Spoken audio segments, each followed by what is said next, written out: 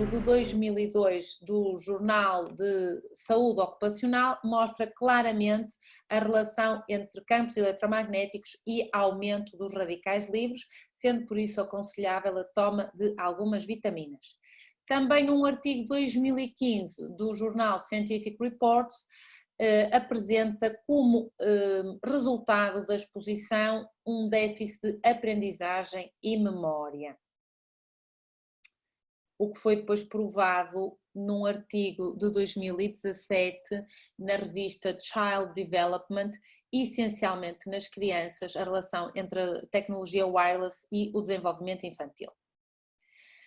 Um artigo de 2013 que mostra a relação entre campos eletromagnéticos e abortos espontâneos, portanto, isto está descrito e está escrito na literatura. Um de 2014 que mostra a relação com danos neurológicos e aparecimento de doenças neurológicas, e também um artigo de 2013 da revista Electromagnetic Biology and Medicine que mostra a relação entre a epidemia mundial de diabetes e obesidade e a evidência daquilo que se chama a eletricidade suja. Efeitos microbiológicos negativos e relação com radiação, portanto, a radiação torna os micro-organismos mais resistentes aos antibióticos, segundo um artigo de 2017. Depois, em termos de reprodução,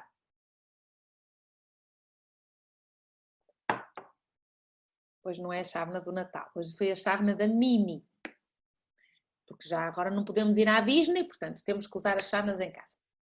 Então, um artigo da revista Reproduction em 2016 mostra claramente a redução da qualidade e do número de espermatozoides por causa da radiação. Um artigo mais moderno de 2019 mostra a exposição prolongada às radiações eletromagnéticas, afeta o número, a morfologia e a motilidade dos espermatozoides, afeta a capacidade de ligação dos ovócitos, dos espermatozoides aos ovócitos, afeta a função dos órgãos reprodutores masculinos e, portanto, indiretamente aumenta o risco de infertilidade. Portanto, meus amigos, vocês tenham cuidado com isto. Isto não é brincadeira, isto é uma coisa muito séria. Lembrem-se que os telemóveis emitem radiação durante o envio de mensagens e a realização de chamadas. Foi feito um estudo muito interessante com termografia, portanto fez-se uma termografia no momento zero e fez-se uma termografia após 15 minutos de telemóvel, as pessoas estavam ao telemóvel. Portanto, a termografia é um método diagnóstico na qual nós vamos como que tirar uma fotografia ao nosso corpo, mas é uma fotografia da temperatura. Portanto, eu consigo medir diferenças que eu não sinto de temperatura no meu corpo e consigo ver os órgãos por dentro. Então, o que é que ficou demonstrado? Que após 15 minutos de telemóvel, a zona da pele e a zona do cérebro mais próxima do sítio onde esteve a chamada aumentou então de temperatura. E, portanto, aparentemente com isto nós podemos concluir que a exposição à radiação dos telemóveis está relacionada com cancros ou com tumores cerebrais, com tumores na boca, nas glândulas salivares, com alterações comportamentais e com enxaquecas. Escusado será dizer que as crianças e a radiação, as crianças têm um risco muito pior devido à menor massa corporal e ao rápido desenvolvimento físico, portanto, aumenta a sua vulnerabilidade a agentes cancerígenos conhecidos, como por exemplo a radiação, e as crianças são afetadas desproporcionalmente por exposições ambientais, como as da radiação dos telefones celulares. É muito importante perceber isto. As diferenças na densidade óssea e a quantidade de líquido do cérebro da criança em comparação com o cérebro de um adulto vai fazer com que a criança absorva maior quantidade de energia da radiofrequência e mais profundamente nos seus cérebros do que o adulto. Portanto, por favor, nunca coloquem os telemóveis perto de um recém-nascido, perto de grávidas, isso é básico.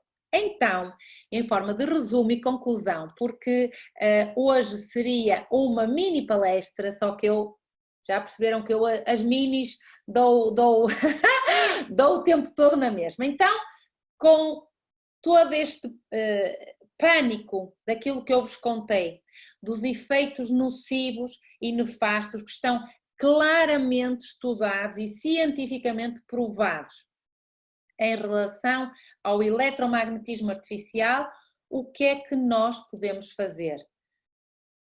Primeiro, temos que tomar consciência que isto é um problema. Isto não é uma brincadeira, isto não é uma coisa que eu me pus para aqui a dizer. Como sempre, não acreditem em nada, vão pesquisar. Vamos colocar os artigos todos no site anamoreira.pt para que vocês possam ir pesquisar. Segundo, é importante alterarmos os nossos hábitos, termos o cuidado de eliminarmos as fontes de poluição eletromagnética. Quer seja de uma forma gradual, quer seja de uma forma radical. Cada um faz da maneira que gostar mais. Sabendo sempre que a melhor proteção contra as ondas eletromagnéticas é a distância. E isto, obviamente, é muito difícil porque já existe Wi-Fi nos transportes públicos, nos estádios, nos aeroportos, então temos alguma dificuldade em isolar-nos das radiações eletromagnéticas. Como é que nós nos podemos proteger, então, do excesso da radiação eletromagnética? Primeiro, fazer uma coisa simples e maravilhosa chamada grounding ou earthing, que é o reconectar com a natureza.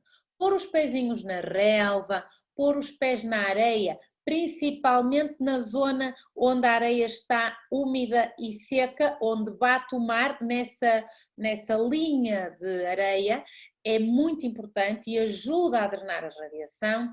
Uma técnica que eu amo de coração, que é uma técnica xamânica, que hoje está provado pela psiconeuroimunologia, que nos faz muito bem, que se chama abraçar as árvores. Então agora não podemos sair de casa, mas alguma árvore que tenham perto da vossa casa, saiam, abraçam a árvore. Vão achar que vocês estão malucos e estão, mas é da quarentena, estamos todos a ficar com insanidade mental. Portanto, agora é que temos desculpa para começar a abraçar as árvores. De preferência seria com os pés descalços. Uma coisa muito importante também para nos ajudar a proteger da radiação eletromagnética é então usufruirmos de um campo eletromagnético natural que se chama Sol. Devemos, portanto, estar expostos ao Sol. A nossa casa, o sítio que nós escolhemos para viver, a zona da casa eletromagneticamente deve ser o melhor possível, então temos que ter cuidado quando vamos comprar uma casa ou construir uma casa que seja longe de antenas de telemóvel, de postos de alta tensão e que seja longe de uma coisa que se chama os edifícios doentes.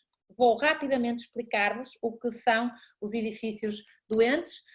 Existe um artigo do ano 2008 que fala no Sick Building Syndrome, portanto, em que se começou a chegar à conclusão que indivíduos que trabalhavam no mesmo edifício, os ocupantes de um determinado edifício, obviamente estávamos a falar de escritórios, começaram a ficar doentes e não necessariamente com as mesmas queixas. E chegou-se então à conclusão, já desde 2008 que isto está provado, de que tinha a ver com o próprio edifício e que tinha a ver com o excesso da radiação eletromagnética e a forma como foram construídos estes edifícios, que não tiveram em consideração a poluição eletromagnética. Também recordar-vos que existe uma doença que se chama o síndrome de hipersensibilidade eletromagnética ou o síndrome de hipersensibilidade às radiações. Eu tenho alguns doentes dentro da medicina integrativa que nos procuram, são os próprios doentes já vêm com este diagnóstico, eles autodiagnosticam-se porque o que é que acontece? Estes pacientes são pacientes com sintomas muito pouco característicos de outras doenças. Tanto podem ter problemas de pele, sensibilidade à luz, problemas oculares de secura ocular, fadiga, cansaço extremo, vertigens, dificuldades de concentração, dificuldades de memória, náuseas, enjoos, não chegam a vomitar, as perturbações de memória já falei, dormência, formigueiros, tanto nas mãos como nos pés, alterações do sono, muito importante, a insónia, tanto a dificuldade em conciliar o sono, em entrar no sono, como a insónia na qual acordam muito cedo ou acordam várias vezes de noite, os zumbidos, dores nas articulações, principalmente após iniciar, teclar no computador ou estar a pegar no telemóvel, começam com dores nas articulações, principalmente das mãos, dores de cabeça, enxaquecas e, eventualmente, hipertensão. Então, como repararam, são sintomas muito diferentes, não são incluídos ou não eram incluídos até se chegar à conclusão que existia um síndrome, uma doença que se chamava então o síndrome de hipersensibilidade eletromagnética, afeta 3 a 6% da população mundial. Isto é muito sério. Estamos a falar da hipótese de uma doença afetar entre 210 e 420 milhões de pessoas. E esta doença, infelizmente, não é diagnosticada facilmente pela classe médica porque nós não estamos sensíveis não estamos atentos porque os sintomas são todos muito diferentes.